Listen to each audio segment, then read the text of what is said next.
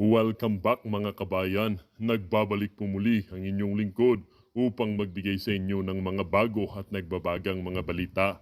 Magnanakaw, traidor, mangbubudol, ngayon sinungaling pa.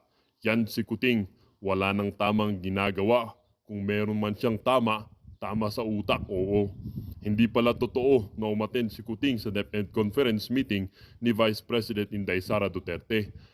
Ang panlulokong ito ay pinost pa sa social media upang lokohin ang taong bayan. Ang nakakabanas pa dito ay paano nga makaka-attend itong kuting na ito sa conference meeting ng DepEd nasa ibang bansa nga.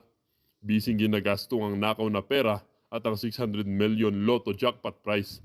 Napakasinungaling talaga ng kuting na ito pero patuloy pa rin na sinusuportahan ng mga loyalistang panok. Para sa buong impormasyon, panoorin ang buong video. At kung bago ka pa lamang sa aking channel, huwag kakalimutang mag-subscribe, pindutin ang notification bell at piliin ang all upang laging maging updated sa mga bago at nagbabagang mga balita. Ang isyungang ito ay naging usap-usapin din sa social media. Merong isang netizen na nagsabi, ilan mga sundalo, pulis namatay under his administration. Kahit isang beses, never punta at i-comfort ang asawa o nanay or kahit bumisita sa mga sugutan. Pero may oras para sa kasalang akusar abuitis at manood ng concert ng Coldplay. Paano tayo hindi mabubwisit sa adik na ito?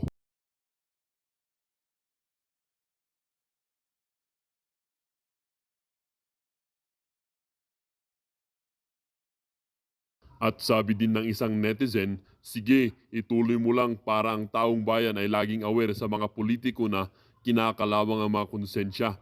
Ang slogan nila ay service to myself, not to the people. Sabi din naman ng isang netizen, at walang teleprompter si Tatay Diggs. He tried hard himself to express in Filipino dialect. Iyan ang genuine na leader na nagmamahal ng taong bayan. Walang pekehan.